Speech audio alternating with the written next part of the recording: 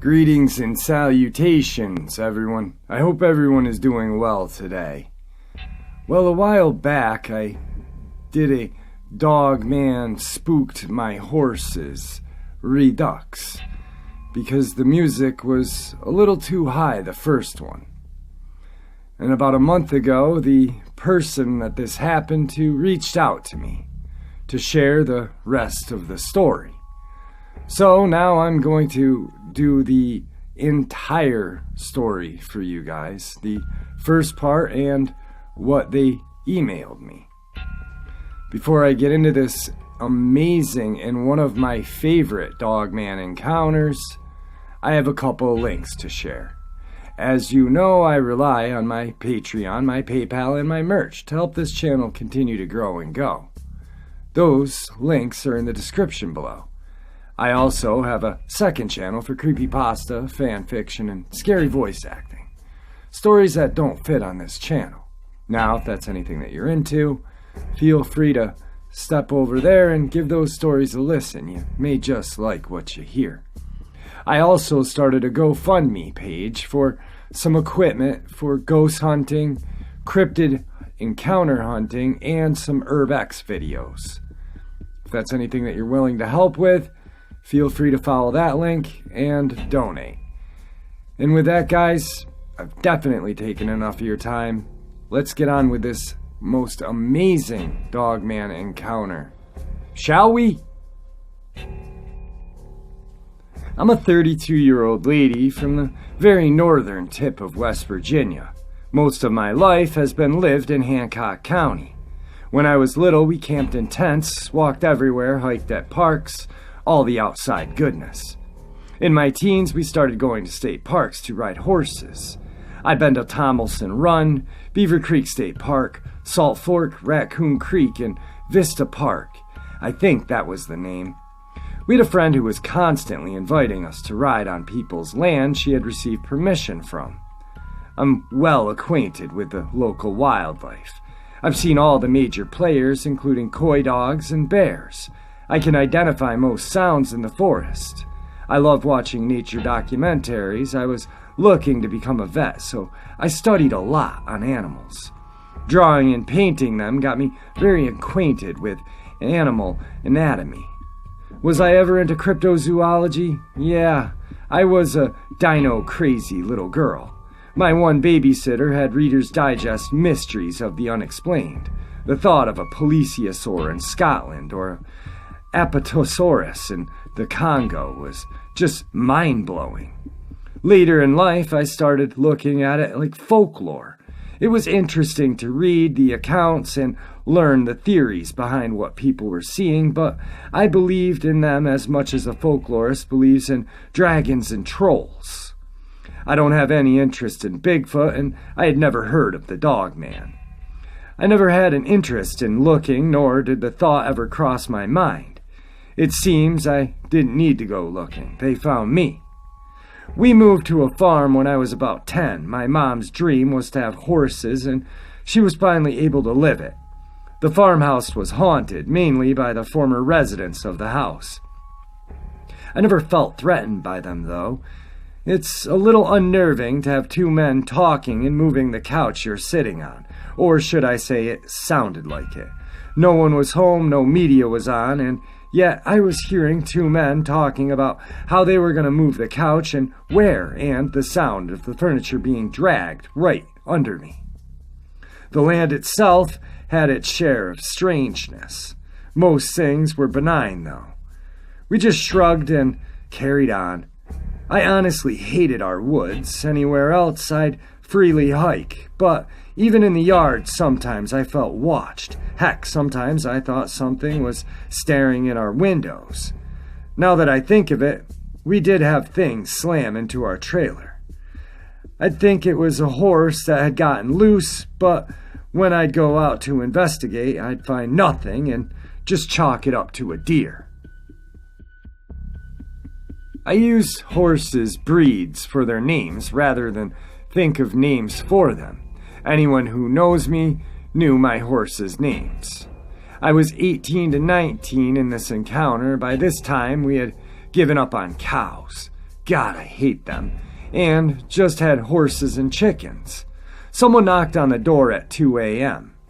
I'd only been asleep for a couple hours, but years of conditioning had my heart pumping and mind clearing. Someone knocking that early meant trouble. It usually meant horses or livestock had gotten out. I wasn't disappointed. Our neighbor said the horses were in his yard.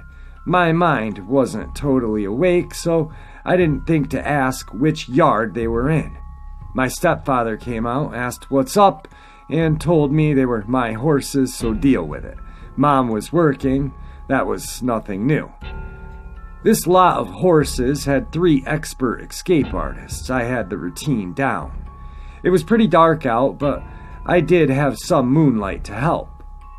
The security light only went so far, then of course it shut off after so long. When it was cloudy, you literally had to watch that you didn't walk off into a ravine. It was so pitch black. I was naturally in a foul mood, cursing my horses and wondering if some drunk had gone through the fence again. It happens a lot. As I got closer to the brown barn, I realized a horse was flipping out. It was running back and forth, squealing and carrying on. I went in and grabbed the halters and leads. I had paused for a moment to see if any other horses had replied to the horse I heard squealing. That would give me an idea of where the other horses might be. There was no reply. That was odd. I was thinking, crap, they're all on the other side of the hill. It was the only reason in my mind they wouldn't be replying. Let's just say when they followed our cut trails to the other side, it took us an hour to traverse through the woods to lead them back. And even with 2 guys on a 4-wheeler and my mom, that was a frickin' trek. I felt like I was being watched and followed. Maybe it was just paranoia. So the land is set up like this. The brown barn is connected to a small pasture, about a half an acre long, which then connects to a 7-acre pasture, pretty much in the center. On the outside edge of the large pasture was an old white barn that turned into a run-in. I decided to tackle the horse still in the fence so I could bring her down to the small pasture to keep her from escaping also. Maybe the others would follow. I had to walk clear to the other side of the pasture to get to the panicked horse.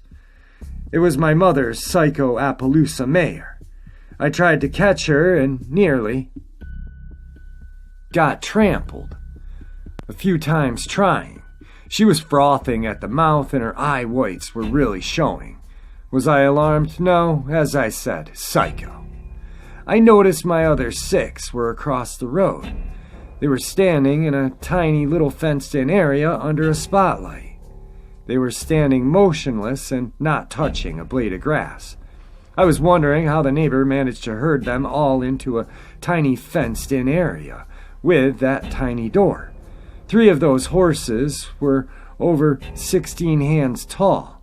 One was a draft horse cross. The doorway was actually small enough he touched both sides going through. My thoroughbred mare took me 2 hours to corral the last time she got out. Much to my frustration, she was an awesome jumper. So the stranger rounding them up and putting them into a tiny yard was mind-blowing. I've had horses since I was 9. I'm now 32. I've had ponies and horses. I've had Appaloosas, Arabians, draft horses, quarter horses, walking horses, saddlebreds, thoroughbreds, Mustangs, foals, geldings, mares, and geldings that still thought they were stallions. I've had a lot of horses from all walks of life, and I will tell you they constantly do not like being crammed into tight spaces, especially not in a group. I had 2 severely abused horses I was rehabilitating. A thoroughbred that actually had PTSD and a racking horse that actually took me 3 years to touch without some sort of bad reaction. They didn't like being in stalls, and all but one were mares. Mares are extremely moody, and 2 of mine were particularly vicious to those that didn't like. My walker mare only liked 3 other horses. She would have been kicking the crap out of the others there. Mine also didn't like being under lights. When they escaped, they avoided them like the plague, and not eating grass that was over an ankle deep, that's unheard of. They were dead silent and dead still. My neighbor came out and told me they were like that when he found them. He asked me if he needed help, but I said no, my thoroughbred and racking mares didn't like men. I told him I'd take them out one at a time. I took one halter and lead and threw the rest outside the gate. I put the halter on my gelding and opened the gate to lead them out. They all had other plans, though. All 6 came out as a freaking unit. They were literally chest to butt crammed together. My gelding and my Welsh mare had their chest pushing against me as we walked back to the Brown Thorn. Normally, they didn't do this. I wouldn't usually allow such bad behavior. We were on a main road, which I did not like. The speed limit is only 35, but people go 60. So I tried to lead them through the large pasture gate. They wouldn't even go on that side of the road. I was a little unnerved by their behavior, so I led them down to the brown barn and they went in. They were skittish, though, picking at the hay I threw out, walking around restlessly, sticking to the barn like glue and eyeing the upper pasture. I rationalized it by thinking, it's the Appy flipping out that's unnerving them, and why hadn't she come down yet? She had to have seen us all walk down. I rushed to the gate between the little and big pastures out of habit. I didn't want the herd to go back out into the big pasture. I didn't have to worry. They didn't follow me like they usually did. The gate was wide open, but the Appy was still running and squealing back and forth in the same area. I started to go get her. Now, the neighbor's security lights didn't really light up my pasture. The road was higher than the pasture, so it was a cast in shadow. I could make out her shape and some detail, though. She took off at a panicked gallop, swerved sideways, and jumped the stream. When she landed, she nearly landed on her face. She caught herself, though, and took off at a dead gallop again. I ducked behind a stump. If she would have hit me, I would have been dead. I went back to the chain gate. I decided to forego looking her over until I got the halters and leads. She was too hot at the moment. I decided to walk on the road instead of through the pasture again. The pasture was uneven, unlit, and full of springs. Sometimes during this, clouds had taken over the sky, so there was no moonlight to see by. The spot on the road where I was at was paved and pretty well lit, though. My neighbor was a paranoid, as I mentioned. I'd almost gotten to the white barn when I got this sudden urge to stop and look at a very specific spot in the pasture. I would like to say it was instinct that told me to look, but usually I'd scan the woods first to see what was watching me. That's usually where the watchers are. Instead, I just flicked on my flashlight right on this certain spot. It was extremely close to where the mare was flipping out.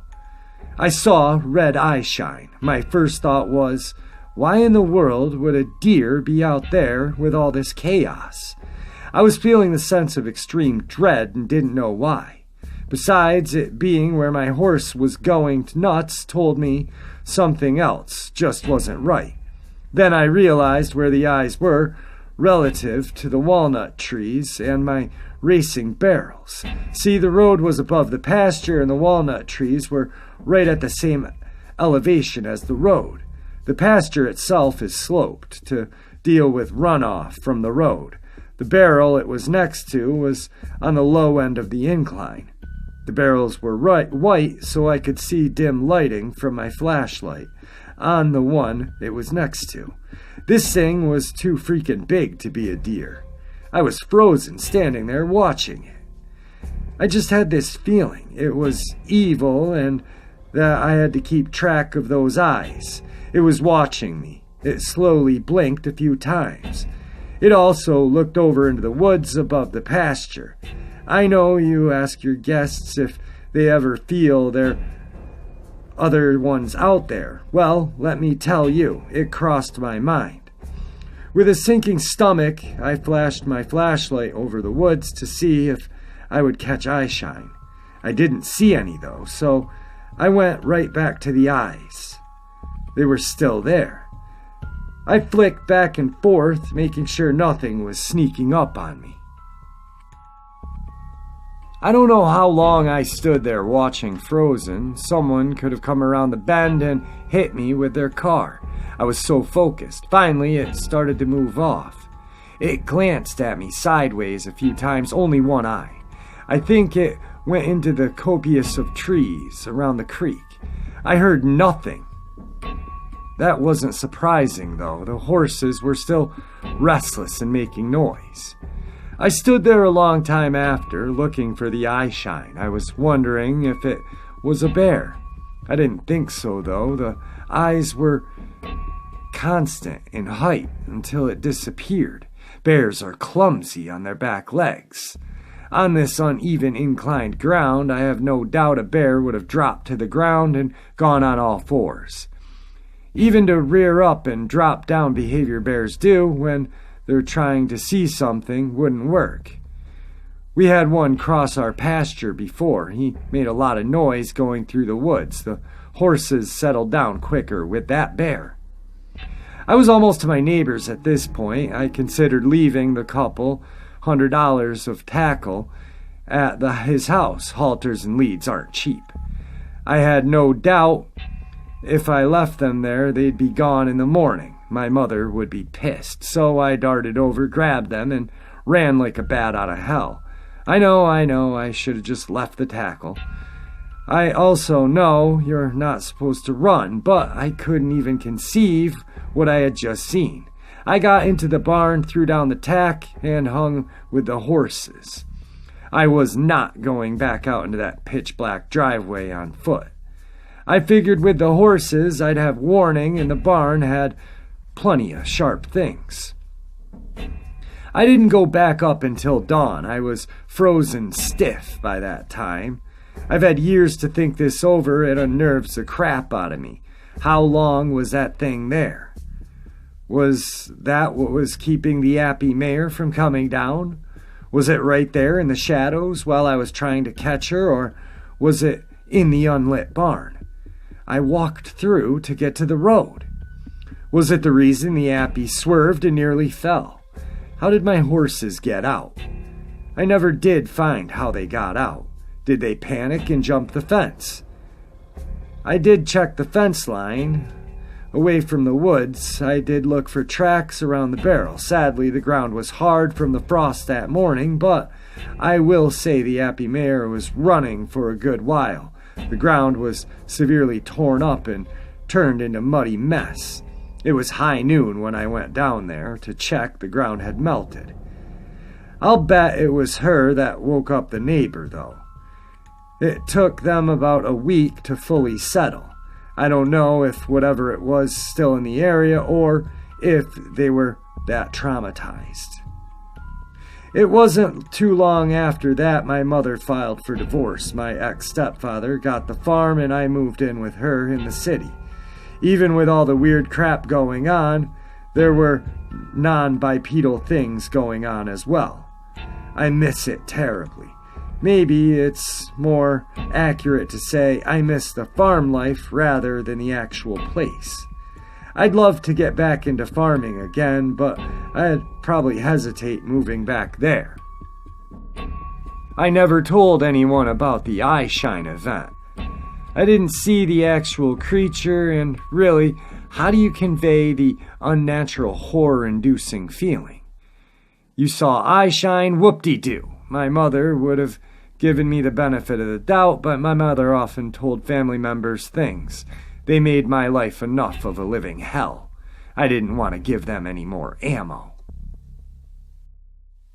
That right there is the first part of the story, and here is the email of more events and a more accurate part of the story. First order of weirdness, all the barn cats disappeared. People were constantly dumping them off. We had one hell of a population and proof gone. The neighbors asked us about it. I told them that we had assumed they got sick of them and took them to the pound. They thought we might have poisoned them. We decided maybe the foxes ate them, even though the foxes never bothered them before, except the fox family disappeared as well. No signs of them. The den they used for decades was falling in. Even my house cat disappeared. She liked laying on the porch. I once found a kitten with its face bitten off. Like a laser cut, no bone crushing. Creeped the hell right out of me. Second major event was similar to the one mentioned in the previous story, except the majority of the horses came up to our house. I walked them back to the brown barn, locked them in the lower pasture. That time was the thoroughbred that was stuck in the upper pasture. The thoroughbred didn't need much encouraging to come down as the appy, but I still was worried she was going to snap something running in the dark like a bat out of hell. I just dismissed it as dumb horses. They ran through the fence that time, ripping it down. Never did that before and didn't do it after, even when they had an actual black bear go through the pasture. I was checking the fence line about once a week, found a deer in the far corner dead, no obvious reason for death. Figured a car hit it. Couldn't make it over the fence and died there, except it seemed very week later there was another one piled right on top of it, literally piled on top. Nothing scavenged them, just bacteria and bugs ate them. 6 ended up piled up. We decided we were going to bury them, health hazard.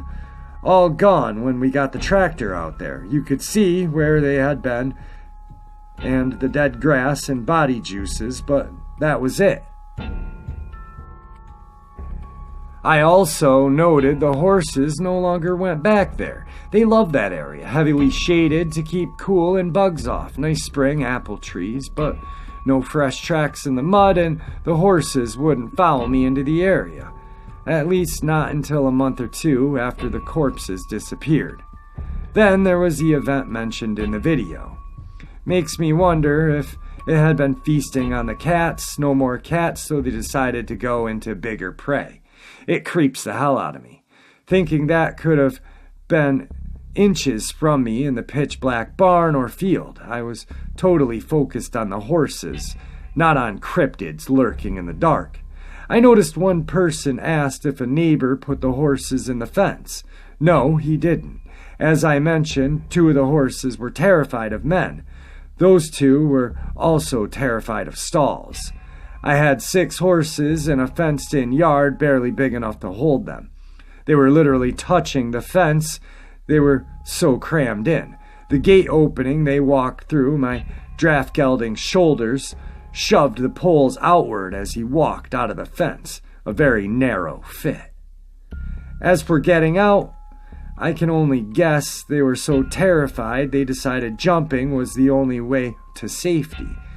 They had to jump uphill to get out. I still baffled at the draft in my Welsh mare. She was 30 years old, making that jump. No fencing down. I'm guessing any tracks inside the pasture was destroyed by the panicking appy, and the ground outside was hard-packed road dirt and road. Something was also killing dogs, ripping them to shreds. My best friend's Eskimo was ripped apart right outside her bedroom. They heard nothing. She lived across the street from the farm. A huge German Shepherd in a 6-foot fence was also ripped apart without the owners hearing a thing. Coy dogs could have gotten the Eskimo as it was on a chain, but the Shepherd? I can't see a pack of coyotes all climbing that fence and attacking that dog. One would not have been able to take him down. There were more incidences. Didn't know people, though. I don't remember how long after the eye shine incident my paint mare came trotting up with a weird injury. It was like someone took an ice cream scoop out of her shoulder. Like someone just took it from the top of her shoulder blade and scooped down to the middle shoulder. The flesh just blobbed as she walked, not jagged. If the wound was done in an opposite direction, I could have think of a lot of ways, but this was odd. It was so clean cut. Not sure if related, but man, all this weird crap together, might as well mention it. We had 3 pastures to prevent pasture fatigue, one being above our house. I only had 3 horses then, the walker mare, the draft gelding, and the racking horse. Well, they started raising hell around 10 p.m. I go up there to see what's going on and find my walking mare on the ground, barbed wire wrapped around her legs, draft gelding standing over her racking horse, nowhere to be seen. I left them to go get the bolt cutters and my mother. My draft and walker were awesome horses. The mare was just lied there while I cut the barbed wire off her. All the while, something big was pacing, a quadruped, back and forth in the woods behind us. It stayed out of the light, no eye shine. I assumed it was the racking horse, impatient her herd wasn't with her. It was that mother effing mare, as she was constantly getting out of that fence. But I was focused on the down mare. Racking horse was not in immediate trouble. So I led the 2 horses down. I had all my medical supplies down there, and now the upper pasture fence was compromised. I was expecting the racking horse to follow. It did, but never left the woods. I kept shining my flashlight, calling her down. No sign, no eye shine, nothing. Just a heavy body moving through the woods, parallel to us. We got to the barn, and there was the racking horse. Major WTF moment. She'd been there a while the damage she had done to the hay bales and poop on the floor. There was no way the thing following us in the woods was her. She'd have to run out in front of us and cross our path. She was a pinto, lots of white, and there was a security light, no missing her. Deer, well, if it was a deer, it was one hell of a deer. I've been stalked by deer plenty of times. This thing was big, heavy enough for my mother and I to think it was the mare. It didn't make the normal snorting, stomping deer do. I guess it maybe could have been a bear. I did go fix the fence. I looked for tracks. I found the racking mare's tracks. Followed the clear fence line down to the road. I tried getting deeper to see if I could figure out what was pacing back there. The brush was mostly multiform roses, and I couldn't get very deep. I wasn't willing to go that deep, and I couldn't see that far. The final event, a month before my mom dropped the divorce news, I was 27, 28 at this time, my cousin and I decided to go for a ride. She got caught up in something, arrived late. It was dusk, but it had been too hot to ride as of late. That day was cooler, so we decided, screw it, we're going. Both horses were very experienced in dusk and night rides. Bomb-proof, super experienced horses. This was their home turf. No worries. We get to the trailhead, they spook hard at a cat. I land on my feet, cousin wasn't so lucky. Figure they just feeling their oats from not being ridden.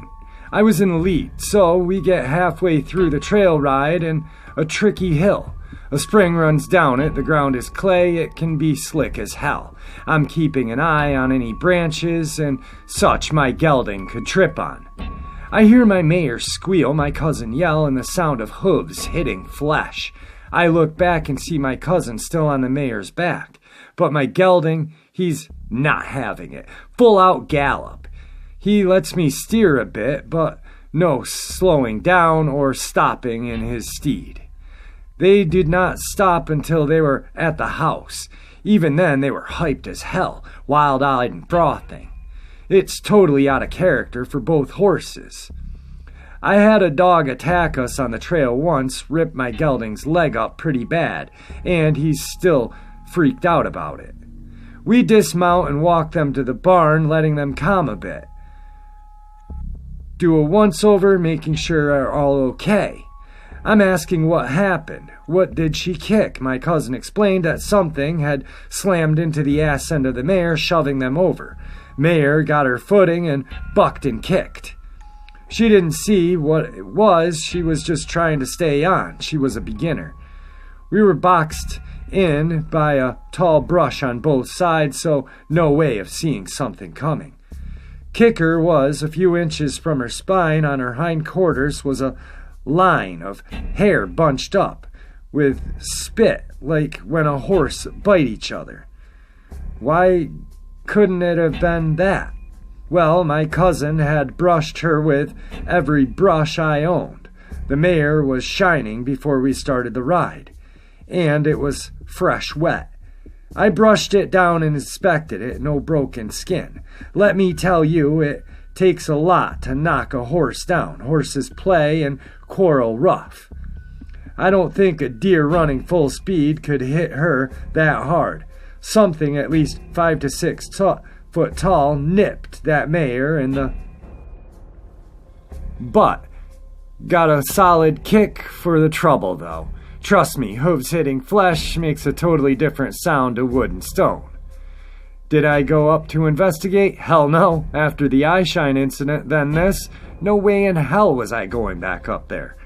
I can't help but think the two horses knew what was up there, and it's why they were acting weird. These two had been all through those above-mentioned incidents. If they could talk, I can't imagine the stories they'd tell. My mother also told me about an incident she had. She was driving to work around 6 p.m. in the fall. She had gotten past Mountaineer Racetrack. It was pitch black and the deer were running, so she was keeping an eye out for eyeshine and movement. She caught something in the corner of her eye, figured it was a deer, except it was red, like deer in the spring. Deer go grayish-brown in the winter here, and it was fast as hell. It wasn't a deer, but some kind of canine. She was in a Subaru Outback, and she said the head and shoulders were quite a bit higher than her hood. It looked like a huge coyote or a wolf, except the color and size. She had no clue how she didn't hit it, but it was moving fast enough. She didn't turn her head quick enough to see it disappear in the dark. I can't help but notice that these events always happen late summer and to late winter. I did look for odd tracks like big feet, and I will admit I looked over for some oversized cloven hooves after the eyeshine incident. Just the level of terror and evil I got from that thing, but I never thought to look for oversized dog tracks. Hindsight, you know. In the last year, I've made amends with my stepfather. Go up for Sunday dinner.